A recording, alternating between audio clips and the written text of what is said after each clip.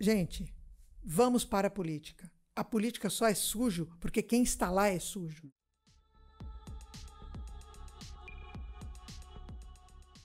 Fala, meus queridos interconectados, bem-vindos a mais um Interconexão Cast. Pra quem não me conhece, eu sou o Pavão. E eu sou o Guxel. A gente queria começar de lei, né? Falando pra você se inscrever, dar uma ajudada aí no canal. A maioria das pessoas que assistem não são inscritas, então dá essa força pra gente. Deixa o like. E hoje a gente tá muito feliz, né? Que presença que a gente tem hoje, Gu? Adelaide Oliveira. Adelaide Oliveira. Nascida aqui em São Miguel mesmo. Você nasceu aqui em São... Não, você nasceu no Brás. Eu nasci no Brás, mas minha você família morava já morava aqui. Aqui já em morava São Miguel. aqui, na Vila Curuçá. Ah, é aqui pertinho. Pertinho. Ali Vila Rosária, por ali, né? Eu sempre morei aqui perto, né, de São Miguel. Aí eu ia trabalhei bastante, porque eu trabalhei de Uber uma época, né?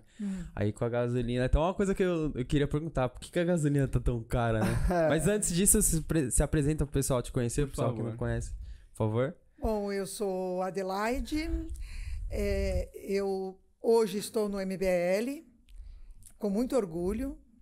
Sou ativista política, de profissão sou corretora de imóveis, tenho 61 anos, tenho uma filha e foi dois dia enteados. 5 de novembro. Dia 5, né? Fiz 61 anos na semana passada, dia 5 de novembro. E sou uma apaixonada por política, mais apaixonada pelo Brasil do que por política. E importante. Tô na luta junto com os meninos aí.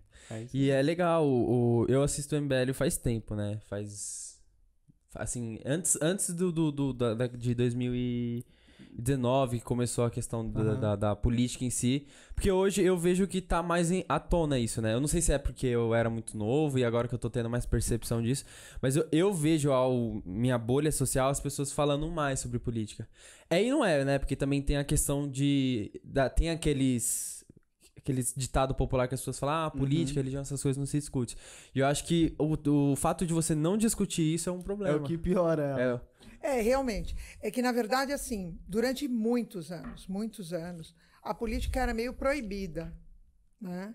Quando eu era jovem, a política era proibida por causa da ditadura, né? Você não falava em política. Não podia.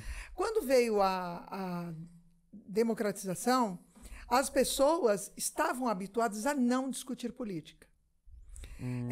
E no Brasil, quando Brasília, o centro, né, do poder saiu do Rio de Janeiro para Brasília, eu não sei se vocês já foram em Brasília, Brasília é um lugar isolado e inóspito. Exatamente. Brasília só existe porque o Distrito Federal está lá. Então, como é muito isolado e muito longe, né, eu estava vendo um pessoal para ir para Brasília agora, um monte de gente querendo ir para Brasília, porque amanhã vai ter dia 10, né? Vai ter a filiação do Moro. Tem um monte de gente querendo ir. Meu, a passagem é 3 mil. É uma coisa muito inacessível. É muito inacessível, sabe? Você ir a Brasília. Então, o poder ficou muito longe. Mas isso foi uma estratégia que fizeram na época? Eu acho que sim. Acabou na verdade, se justifica dizendo que era mais estratégico por segurança. A capital está no centro do país, por algumas razões, né? Essa razão que eles davam. Do que está no litoral, que era facilmente ser atacado, né? E no centro do país, e para desenvolver o resto do país, né? Porque a política da ditadura foi uma política bastante desenvolvimentista, né? Criando estradas, ferrovias e tudo mais. Então, por isso que eles levaram a capital para o centro do país. Mas isso deu uma isolada, porque o país se desenvolveu no litoral, né? As grandes capitais estão no litoral. Então, isso deu uma isolada no poder. E o poder se isolando fisicamente, ele acabou se encapsulando também politicamente. Eu vejo, a minha realidade, eu vejo que quem está lá, eles têm uma realidade, eles não sabem, a minha impressão, né? Que eles não sabem o que é o Brasil mesmo, o que acontece aqui fora. Não, mas isso com certeza não sabem. Porque assim, o poder, ele tem uma coisa... que seduz, né? E que atrapalha uma pessoa normal quando chega lá. Porque assim, você é eleito deputado, né? Aí você vai para Brasília. Você vai para Brasília, você mora perto do trabalho, você sai de casa no seu carro oficial, com motorista. Não é uma realidade. Porque a gente paga. Você mora num apartamento funcional, que você não paga aluguel. Você não se preocupa com manutenção de apartamento. Quem faz isso é Estado para você.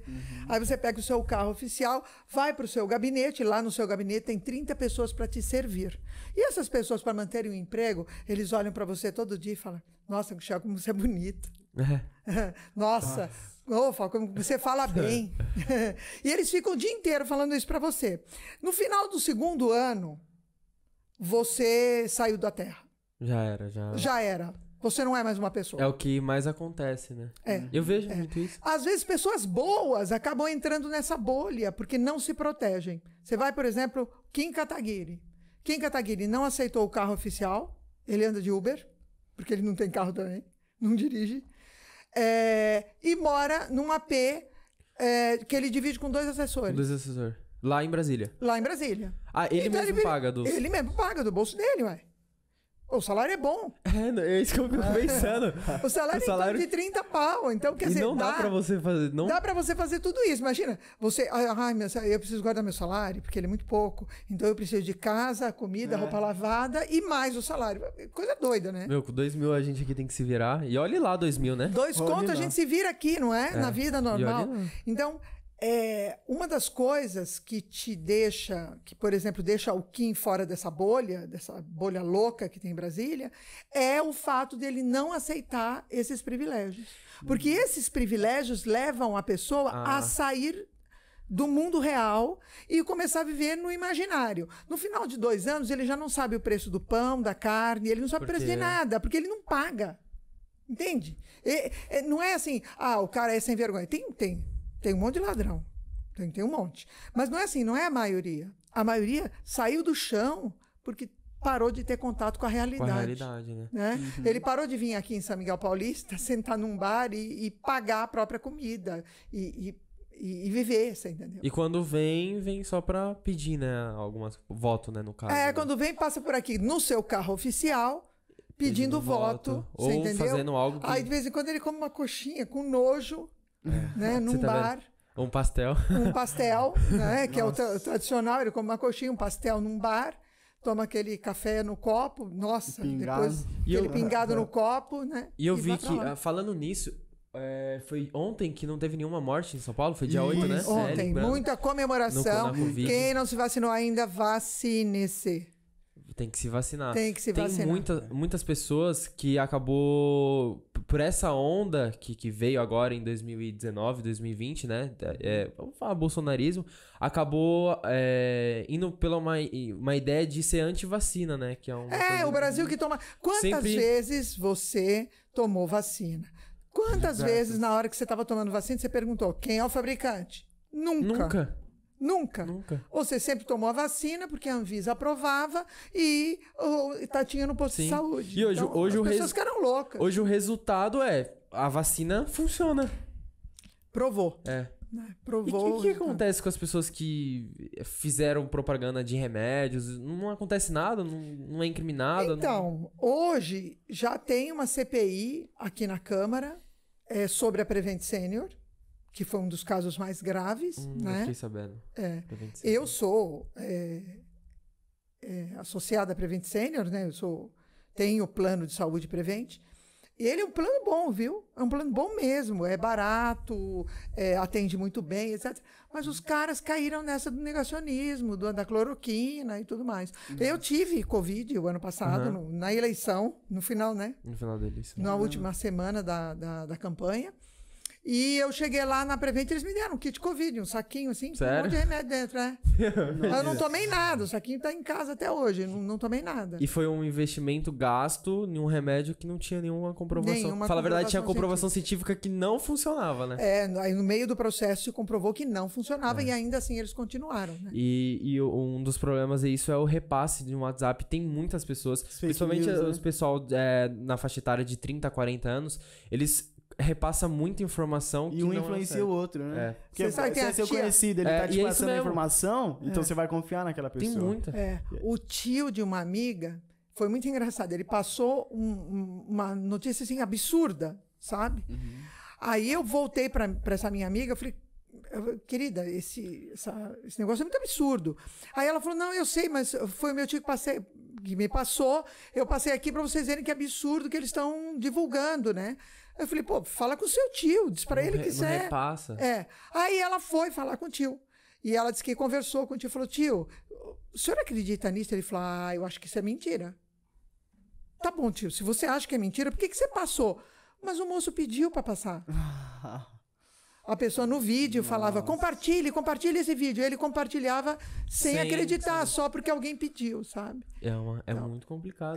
Tem muitas pessoas que me passam informações de teoria, de China dominar o Brasil, essas coisas doidas, as teorias conspiratórias. E isso acaba levando as pessoas, essa mensagem chega e elas não pesquisam a fundo se realmente é verdade aquilo. É só na primeira fonte que vê, né? Isso é uma coisa. Eu acho que isso daí é uma das coisas que acaba prejudicando também o nosso país, né? Porque eu acho que isso está acontecendo no mundo todo. Assim, nós tivemos uma revolução industrial, né, que todo mundo fala que mudou o mundo. Essa revolução que nós estamos vivendo, a gente não enxerga porque a gente está vivendo. Mas a revolução da informação que nós estamos vivendo, faz sentido. Ela é muito maior do que a revolução industrial. Ela está mudando a maneira como a gente pensa e como a gente se relaciona, né? Hoje, você tem muita informação e pouco conhecimento. Porque você não consegue separar das informações que você recebe o que é informação, o que é conhecimento. Né? Então, na minha geração, quando eu via alguma coisa errada, eu olhava e dizia, nossa, isso está errado. Hoje, a geração de vocês tem muito mais dificuldade, né, de distinguir o certo do errado, a realidade da mentira. Ok, que na minha época também, por você ser muito quadrado no que é verdade e o que é mentira, o que é certo e o que é errado, a gente criava vários preconceitos. Então, as gerações anteriores são muito mais preconceituosas do que vocês. Vocês são muito mais abertos à diversidade, né? E a gente está tentando aprender isso, mas vocês são muito mais abertos à diversidade. Mas, por um outro lado, fica a dificuldade de conseguir separar o que é verdade, o que não é. Tendo essa, vamos dizer assim, essa não informação desde muito pequenos. Porque vocês estão nesse banho de informação desde muito pequenos. Essa sociedade fluida, né? Essa areia movediça. Né? Antes eu tinha chão. Né? Hoje... A minha geração tinha chão. Vocês hoje não. Então vocês vão ter que aprender a separar o certo e o errado, ou a verdade, a mentira, no meio dessa areia movediça. O mundo é muito mais desafiador para a sua geração do que foi para mim. E questão dos jovens.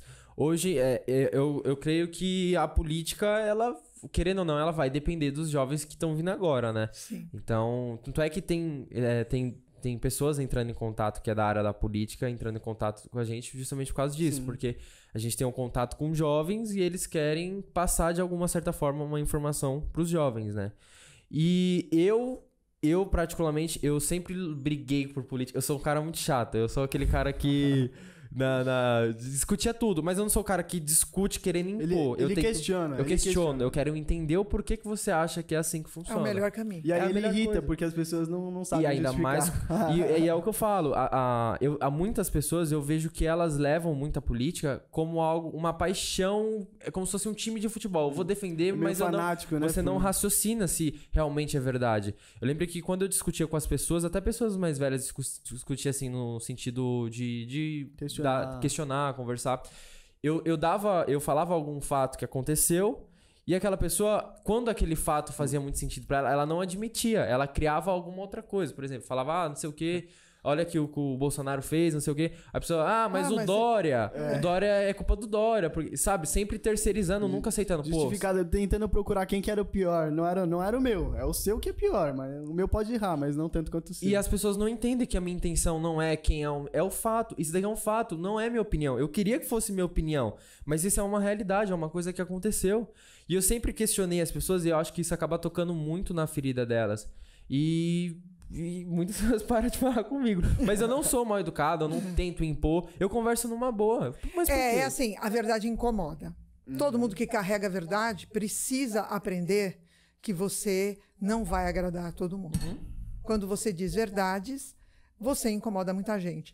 Porque a grande maioria das pessoas não está disposta a sair do seu mundo, porque viver dá trabalho, né? Viver é criar filho, fazer faculdade, isso tudo dá muito trabalho. E se você tiver que ter uma opinião política embasada, você tem que parar para estudar isso.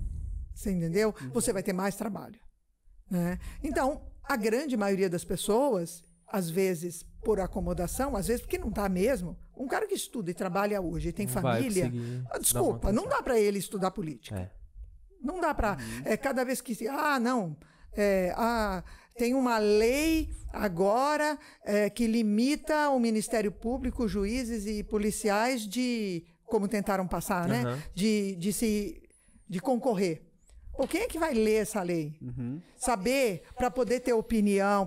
Então, é complicado. Então, é muito mais simples eu eleger o bom e o ruim.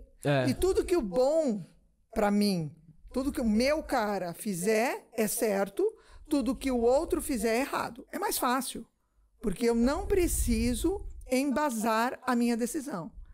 Este que é o problema da polarização. Dá trabalho você pensar, né? Mas a gente precisa deste exercício. E eu adoro a geração de vocês, porque vocês questionam, né? Talvez até por causa desse ambiente fluido de informação, vocês questionam, né? Vocês perguntam por quê? Por que não?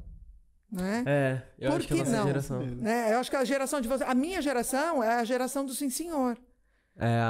Eu sou... Principalmente as mulheres. As mulheres foram educadas para dizer uma criação. Sim. É a criação, é o mundo, né, em volta, né? Tudo ao redor, você dizer não para alguém... Eu lembro que um dia meu pai virou para mim e falou assim... eu tenho uma filha, né? Ele falou assim, Adelaide, você admite que a sua filha bata a boca com você desse jeito? Eu falei, ainda bem, né? Ela tem opinião. Ele falou, não, mas ela não pode discutir com você. Ela vai discutir com quem? Né? Ela tem que ser um ser pensante, né? Sim. E ela pensa por si só. Mas as gerações anteriores, elas tinham medo dessa discussão.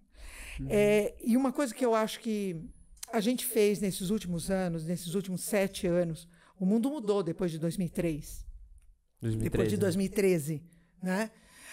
O mundo mudou. A geração de vocês levantou a bola, né?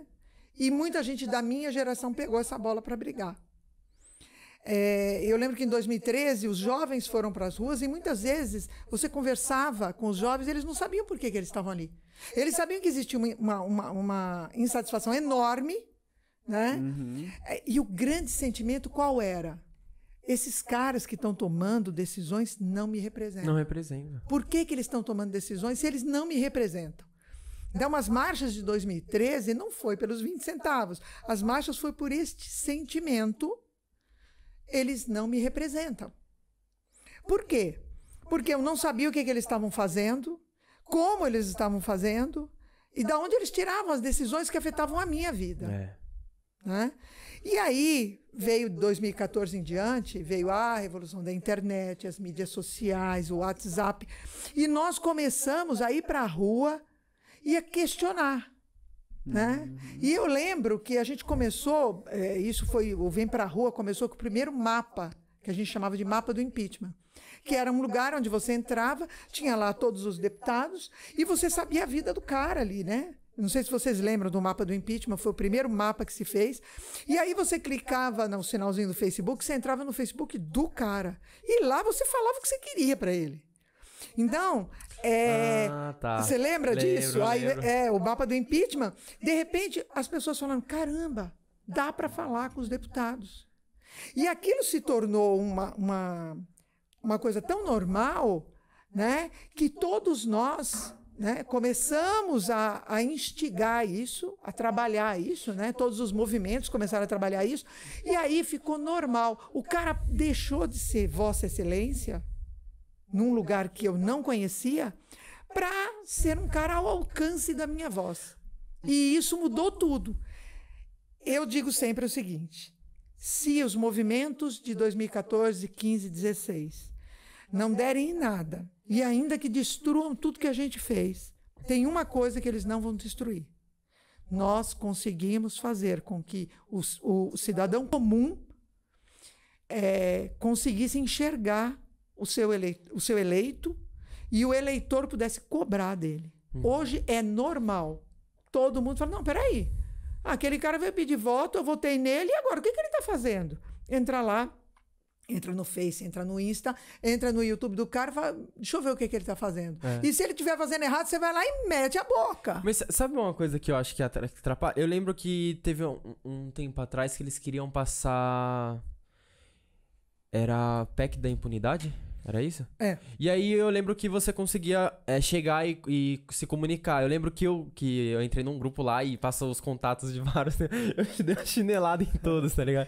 Eu já falei, por que você vai votar nisso, não sei o quê. E uns me respondiam. Só que eu vi que depois teve outras formas aconteceu outras coisas que eu fui tentar entrar em contato e, tipo assim, eles bloqueou o comentário no Instagram, você não consegue comentar.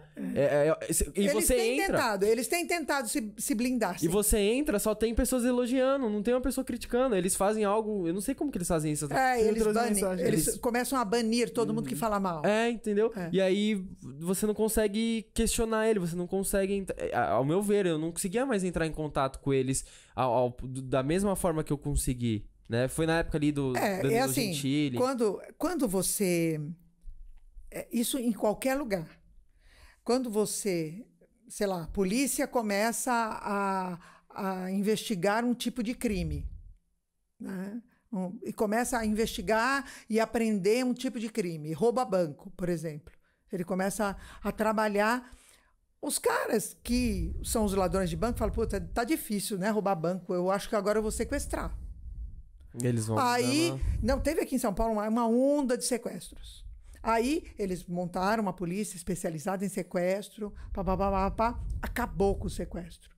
Aí eles começaram com tráfico de drogas. Aí os caras vão fugindo para onde é mais fácil. Político é exatamente igual. É a mesma coisa. Político é exatamente igual. Quando ele vê que o eleitor está alcançando ele, conseguindo cobrá-lo, ele fica dando... Ou ele dá resposta vazia, ou ele fecha o Facebook, ou ele restringe o WhatsApp, ou ele começa a te blindar, você entendeu? Ou ele coloca a foto dele e um assessor para ficar te respondendo, entendeu? Para ele não se perturbar. Né? É proteção. E a gente tem que fazer o quê? Ser criativo, ir atrás. E pressionar, e conseguir mudar as leis de forma que a gente tenha mais acesso a essas informações e que a gente tenha mais acesso às decisões que estão tomadas lá. Né? Eu acho que essa pressão toda que a gente faz muda o jogo político de tal forma que quando eles vão votar, eles já pensam, ai meu Deus, eu sei que eles vou apanhar no Facebook o dia inteiro, né? Porque eles estão preocupados em se reeleger. Sim. Não é, assim, melhorar. Independente do que o ideal. Eles não têm um ideal assim, né? Alguns outros que têm 10% tem uma ideal. Ideia, 90% só tá quer ali se para se reeleger. eleger. Dinheiro.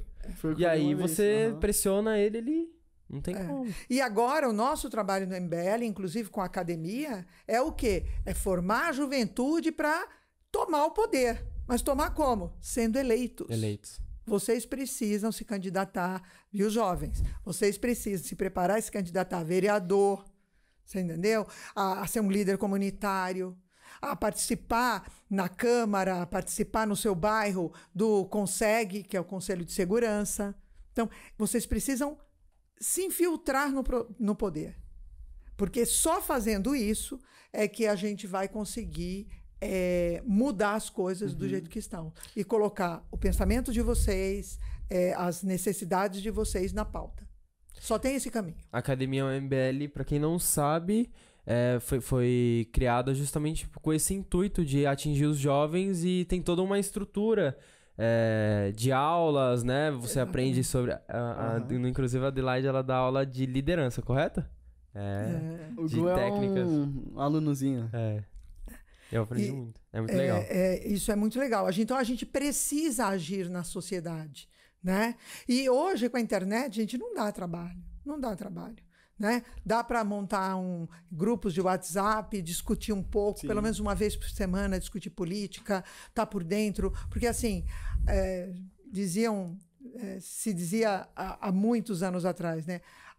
O preço da democracia é a eterna vigilância, é o preço da liberdade e a eterna vigilância. Então tem que vigiar, porque senão o cara que está lá, como a gente falou no início, encapsulado no poder, ele tem que furar a bolha dele, tem que ir lá com o alfinetinho, furar a bolha dele, para ele cair na terra e falar, pô, eu tô aqui para outra coisa, não é só para me eleger, não, eu tenho que fazer alguma. Tanto é que eu lembro que na história que tem sobre as diretas já, a sua juventude, depois que conseguiu alcançar diretas já, né? Que é você poder votar para presidente. Na verdade, presidente, governador e prefeito. Vocês meio que deu uma relaxada a geração de vocês, né? Porque já meio que tá resolvido, né? Então, vamos fazer as outras coisas. Quando a gente acordou, tava essa bandalheira. Já tava, E aí veio 2013, que também 2014, teve a Dilma lá, que você participou no Collor, né? Sim. Collor. Então. E agora... Se a gente conseguisse do Bolsonaro, eu podia pedir música fantástica. Que era o terceiro. Terceiro, né? E por que ele não cai? Com tudo errado. Porque, assim, tá bem em pauta esse assunto, né? Na verdade, está sendo votado essa semana no STF o orçamento secreto, que eles chamam de orçamento secreto. Porque, assim, você tem o orçamento, e o orçamento, constitucionalmente, ele precisa ser todo transparente. Ou seja, o uso do dinheiro público, por princípio constitucional, o uso precisa ser transparente. Então, todo mundo precisa saber como está sendo usado, para onde vai o dinheiro e como ele vai ser usado. E aí, nós temos um negócio no Brasil chamado emendas, que eu, basicamente, sou contra. O que é emenda? Emenda é uma cota que cada deputado estadual, cada deputado federal tem, sei lá, 1 milhão, o deputado estadual tem lá R$1 milhão, vamos supor. E ele pode destinar este dinheiro, ele não pega o dinheiro para ele não vai o dinheiro na conta dele, não é isso? Sim. Mas ele pode pegar esse 1 milhão e destinar para a base eleitoral dele, as pessoas que o elegeram. Então, o cara, ele se elegeu aqui em São Miguel Paulista, né? Então ele falou, poxa, estou precisando de alargar a Avenida São Miguel, porque está muito ruim. Então eu preciso de dinheiro para isso. Aí ele vai lá e fala, eu vou alargar a Avenida São Miguel, né? Porque ela é muito congestionada. Aí ele leva o projeto para alargar a Avenida São Miguel, pega o dinheiro e entrega aqui na prefeitura para alargar a Avenida São Miguel. E o dinheiro é usado para isso, tá? Isso é uma emenda. Existe emenda de deputado federal e existe emenda de deputado estadual. Vereador o que também ele tem ou não? Não tenho certeza, mas eu acho que sim. E aí, o que eles inventaram? Eles inventaram um negócio chamado emenda de relator. Relator é o cara que relata um assunto lá. Só que essa emenda de relator, quem escolhe quem vai ser o relator é o Lira. Tá? E aí ele manda o presidente da Câmara. Aí ele manda uma emenda para o cara, só que essa emenda ele não precisa dizer para que ele vai usar o dinheiro, onde e por quê. E o uso desse dinheiro também você não consegue rastrear. Então o cara pode pegar o dinheiro e fazer o que ele quiser, se ele quiser. Exato, e é o que está acontecendo. Eles inventaram isso este ano. E é muito dinheiro que é envolvido nisso? Muito mais que o mensalão do PT. Mas muito mais. Já passou, os valores passaram do mensalão do PT. São bilhões de reais. São 10, 15 bilhões de reais. Então, aí, o que eles fazem? Essa emenda secreta, né? Esse orçamento secreto, ele usa o dinheiro onde ele quiser. Então, o que está acontecendo? O que ele faz? Ele dá o dinheiro para quem ele quer também. Ele que escolhe. Então, ele fala, você vota para mim nisso, nisso, nisso, e eu te mando 15 milhões, tá? Aí você usa no que você quiser. Aí. Você me compra, né? Exatamente. Exatamente do mesmo jeito que o mensalão do PT. É o mensalão do Lira. O mensalão do Lira é exatamente. Só que os valores são muito maiores. Muito maiores. E aí você consegue... e aí eles têm conseguido comprar o Congresso para essas votações de leis absurdas que destruíram a Lava Jato. E a gente não tem conseguido pressionar os caras, porque eles falam, eu estou me lixando para você. Eu vou ter dinheiro para comprar voto tanto que eu quiser. Eu não preciso de você, eleitor. Eu não preciso que você goste de mim. Eu vou comprar voto. Essa que é a questão. E agora, essa semana passada, a Rosa Weber foi lá e falou assim, eu quero saber para onde está indo esse dinheiro. Para tudo. Parem as máquinas. Essa é a... Ministra do STF. A Rosa Weber, ela foi lá e falou, parem as máquinas. Eu quero saber o que está acontecendo com esse dinheiro.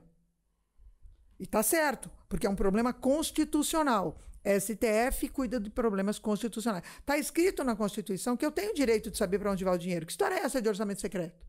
Aí ela mandou parar o orçamento secreto e mandou que o Lira abrisse para quem ele está entregando dinheiro, quanto e para fazer o quê.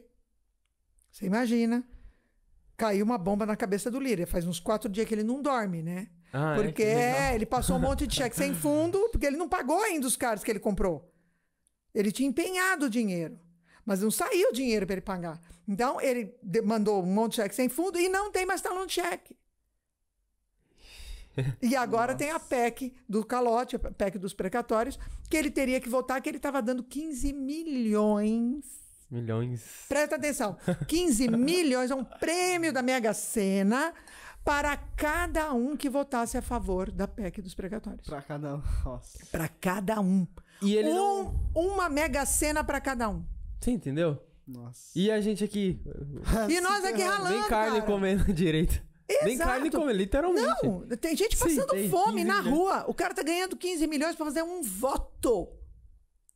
E não é para trabalhar os 4 anos por ele. Um voto. Eles não podem ser presos por isso? Pode. E por que ninguém vai preso? Eles não são presos, e essa é minha luta, e é a luta que eu pretendo levar para o Congresso Nacional. Eles não podem, sabe por quê? Por causa do foro privilegiado. Mais de 60 mil pessoas no Brasil têm foro privilegiado. Ou seja, eles não podem ser julgados pela justiça comum. Que é o que o Flávio era contra, né? E agora ele usa... Exato, foro privilegiado. Ele vive usando, o Flávio vive usando. Oh, não, a polícia não pode me pegar, a polícia não pode me pegar, a polícia não pode me pegar. Não pode fazer nada com ele porque ele tem foro privilegiado. Você entendeu? Isso é uma das lutas que a gente lutou durante 3 anos. Nós conseguimos aprovar por unanimidade no Senado, parou na Câmara. O senhor Rodrigo Maia sentou em cima, gordinho, sentou em cima, sentou mesmo, né? E agora o Lira sentou também. E está mais de 1.300 dias lá na Câmara esperando para ser votado o fim do foro privilegiado. Nas grandes democracias do mundo, nem 10 pessoas têm foro privilegiado. E a prisão, a prisão ou a pena já é cumprida em primeira e em segunda instância. No Brasil tem que chegar em 4 instâncias, que demora 20 anos. Nossa. Só que 37% dos presos são provisórios, porque são pobres, eles não podem pagar advogado. Quem pode pagar advogado... Também, além dos que têm foro privilegiado, quem pode pagar advogado arrasta um processo 20 e 30 anos até prescrever. Então, por isso que só vai preso pobre. Inclusive sem julgamento, né? Porque 37% dos que estão presos não tiveram nem julgamento ainda. Nossa, mas eles não podem pagar um advogado. É muito complicado. É vou falar assim, um sistema, é uma coisa que ela só vai a favor do bandido. Nós precisamos quebrar isso. É por isso que a gente quer que muitas pessoas de bem, e aí a gente chama mesmo as pessoas, gente, vamos para a política. A política só é sujo porque quem está lá é sujo. Se tiver gente de bem lá, vai ser de bem. É o que eu falo, o político ele não sai de outro planeta, ele é daqui, então... Nós, na sociedade, nós temos que mudar para que as mudanças... E a política, ela existe para cuidar da sociedade, de quem vive em sociedade. Então é uma coisa para o bem comum.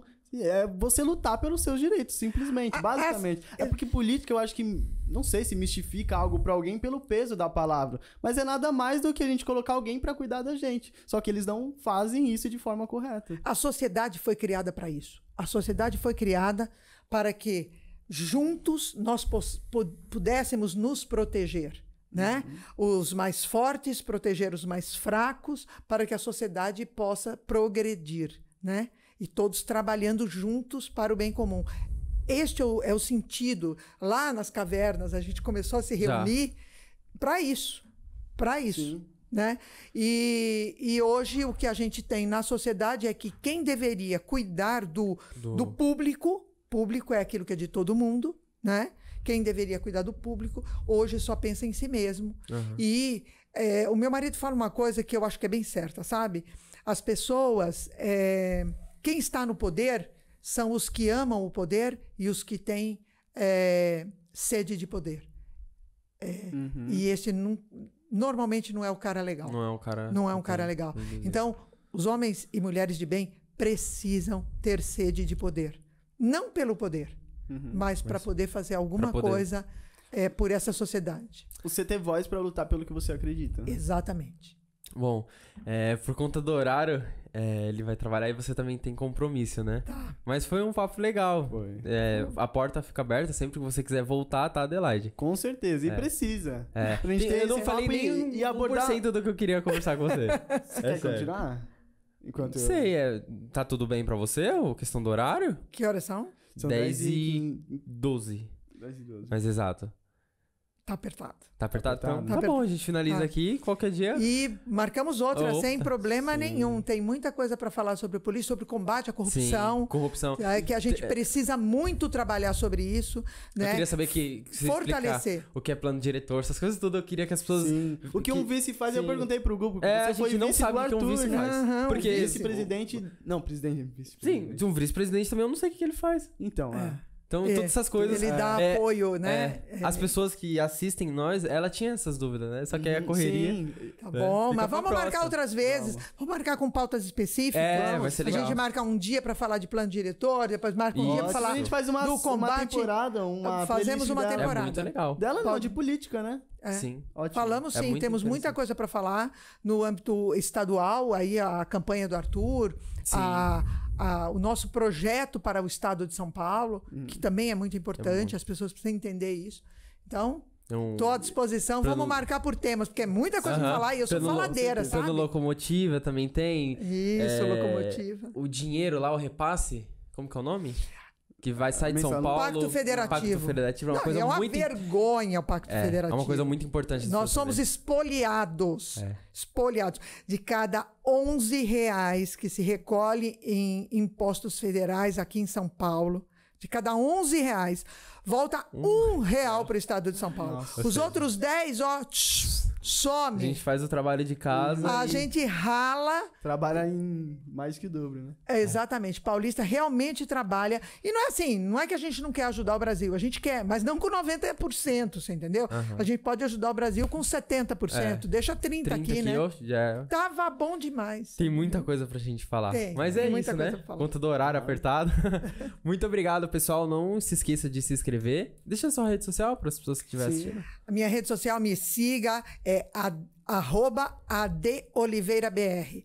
AdOliveiraBR. Todas as redes. Todas as Face, redes. Twitter, Insta, é tudo o mesmo login. Mesmo logo. Beleza. Seu? Vocês também, pessoal, sigam lá, @interconexãocast e oficial.pavão, né? E Guchel. É isso. Muito obrigado, Adelaide. Vambora, vamos marcar aí que tem Deixa muita seu coisa pra falar. comentário, alguma coisa relacionada à Ah, política, se você sim. gostou, se você entendeu, se você tem mais dúvidas, se você quer vir aqui falar sobre política também, quem sabe você não tá no meio também, não tem essa de sei lá, de partidário, né? A gente quer trocar ideia pra entender eu quero aprender o que você tem a falar. Não é que a gente só vai fazer pra um ou pra outro, porque pra gente quero não existe entender- isso. É uma questão de ideal pra trazer o melhor pra todos. Sim. Entendeu? A política é isso. É através de discussões, conversas, você vai se baseando. Exatamente. A gente precisa realmente precisa- aprender a discutir civilizadamente Isso. com todas as Não é pessoas, só pra todos nós. os pensamentos. Vocês vão assistir as duas partes, não sei, é tudo Sim, informação. tudo todo mundo informação. todos nós aprendemos e nos interconectamos. É isso aí. Muito obrigado, pessoal. Valeu. galera.